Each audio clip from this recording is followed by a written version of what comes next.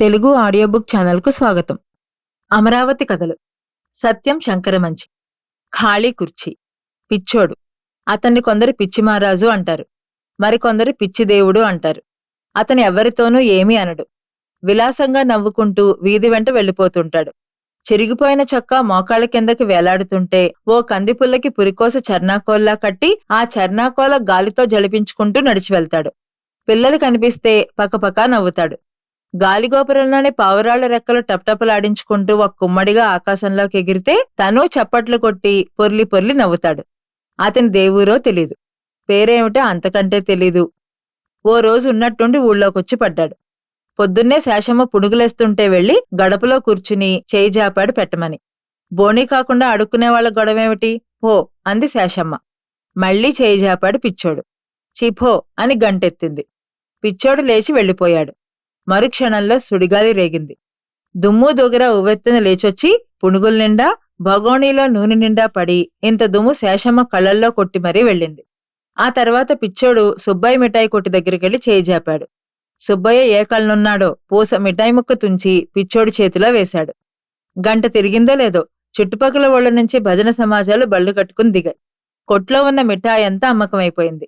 అంత లాభం ఈ మధ్యకాలంలో సుబ్బయ్య కళ్ళ చూడలేదు. ఊరందరికీ తెలిసిపోయింది పిచ్చోడి చేయి గొప్పది, అతడు అడుగు పెడితే చాలు శుభమని. ఆ రోజు నుంచి పిచ్చోడు చక్రవర్తి. ఏది కావాలన్నా ఎగిరి గంతేసి ఇస్తారు. కాని అతను అందరి దగ్గర తీసుకోడు. ఎవరి దగ్గరైనా తీసుకుంటే వాడికి అదృష్టం కలిసొచ్చినట్లే. జోదగాళ్లు అతని చెయ్యి తాగి పేకాటికి వెళ్లాలని ఆత్రపడ్డారు కాని అతను అందర్నీ అంటుకోనివ్వడే. పెళ్లి జరిగినా, పేరంటం జరిగినా, సభ జరిగినా, సమావేశం జరిగినా అందరూ పిచ్చోడు కోసం ఎదురుచూస్తారు. అతనొచ్చి నాలుగు మూలలు తిరిగి ఏ పండో ఫలమో తీసుకుని వెళ్ళిపోతే ఆ కార్యం నిర్విఘ్నంగా జరుగుతుంది. ఓసారి సీతారామయ్య గారింట్లో పెళ్లి.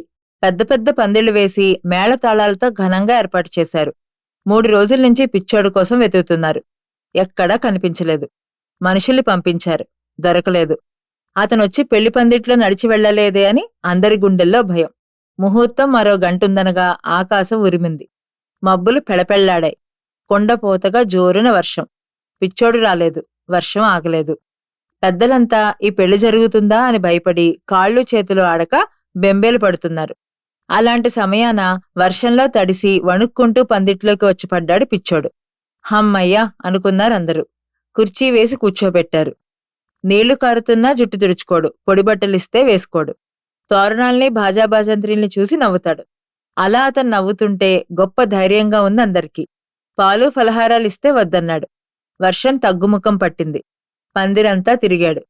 కాసేపు డోలు వాయించి పెద్దగా నవ్వాడు. పెళ్లికూతుర్ని చూపించమన్నాడు. సిగ్గుపడుతూ నుంచున్న పెళ్లికూతుర్ని చూసి మళ్లీ నవ్వాడు.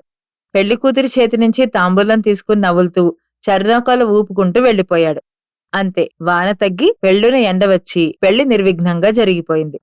ఓసారి దొరగారు కోటలో ఎవరితోనో మాట్లాడుతున్నారు. సరాసరి కోటలోకి వెళ్లి దొరగారికి ఎదురుగా ఉన్న కుర్చీలో కూర్చున్నాడు పిచ్చోడు. ఏం టీవీగా కూర్చున్నాడు. జమీందారు గారిని మించిన దర్జాతో కూర్చున్నాడు. ఏమన్నా కావాలా అని దొరగారు అడిగితే ఏం అక్కర్లేదని చెయ్యి ఊపాడు.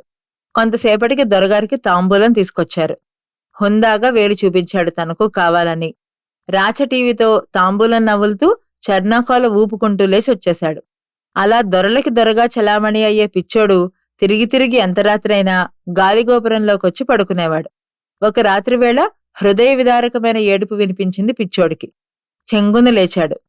గుండె చిల్లులు పడేట్టు ఏడుస్తోంది సుబ్బమ్మ. ఒక్కగానొక్క కూతురు, పెళ్లికెదిగిన కూతురు జబ్బున పడింది.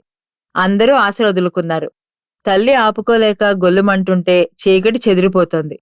పిచ్చోడు చర్నాకోలు తీసుకుని పరుగు పరుగున సుబ్బమ్మింటికొచ్చాడు. సుబ్బమ్మ పిచ్చోడిని చూసి, నా అయ్యా వచ్చావా? నా దేవుడు వచ్చావా? నీ చేత్తో నా బిడ్డని తాకయ్యా, నా బిడ్డని బతికించయ్యా అని పిచ్చోడి కాళ్లు పట్టుకుంది. పిచ్చోడు మంచం మీద కూర్చున్నాడు. ఎప్పుడూ నవ్వుతూ ఉండే పిచ్చోడు ఆ రోజు ఏడ్చాడు. కన్నీళ్లు ధారలు ధారాలుగా పిల్లమీద పడ్డాయి. నుదురు నిమిరాడు. ఒళ్ళు నిమిరాడు. ఏడ్చి ఏడ్చి చర్నాకోలు అక్కడే వదిలేసి గోపురంలోకొచ్చి పడుకున్నాడు. అందరూ ఆశ వదులుకున్న సుబ్బమ్మ కూతురు కళ్ళు విప్పి చూసింది. మర్నాడు ఊరంతా వన సమారాధన ఏర్పాటు చేసుకున్నారు. సామాన్లన్నీ సర్ది తోపులోకి వెళ్ళాలి. పిచ్చోడు కనిపించలేదు. అతను ఎదురొచ్చి కనిపిస్తే తప్ప బయలుదేరడానికి వీల్లేదాయే. మనుషుల్ని పంపించారు వెతకమని. ఎక్కడా కనిపించలేదు. ఎవరో గాలిగోపురంలోంచి పెద్దగా కేకేశారు, పిచ్చోడు చనిపోయాడని. ఊరంతా గొల్లుమంది. ఆడవాళ్లు పిల్లలతో సహా గోపురం దగ్గరకు పరిగెత్తుకొచ్చారు. బోరు బోరున ఏడ్చారు. ఊరంతా కన్నీళ్లు. పిల్లలు ఏడ్చారు. పావురాలు ఏడ్చాయి. పెద్దలంతా చేరి పిచ్చోడికి అంతిమయాత్ర ఏర్పాటు చేశారు. అన్ని వర్గాల వారు దేవుడి వాహనాన్ని మోసినట్టు మోశారు. కృష్ణ ఒడ్డున పిచ్చోని బూడిద చేశారు. వన సమారాధనకి తెచ్చుకున్న సంబారాలతో కృష్ణ ఒడ్డున వంట చేసి బేదలకు అన్నదానాలు చేశారు. ముందు వినాయకుణ్ణి ప్రార్థించినట్టు ఏ పని తలపెట్టినా పిచ్చోడి సమాధికి మొక్కి ఆ తర్వాత వెళ్లారు ఊరి జనం. పెళ్ళైనా, పేరంటమైనా, సభైనా, సమావేశమైనా పందిట్లో ఓ ఖాళీ కుర్చీ వేసి అక్కడ తాంబూలం పెడతారు. అది పిచ్చోడి కుర్చీ. మా ఛానల్ గనక మీకు నచ్చినట్లయితే లైక్ చేయండి, షేర్ చేయండి, సబ్స్క్రైబ్ చేయండి.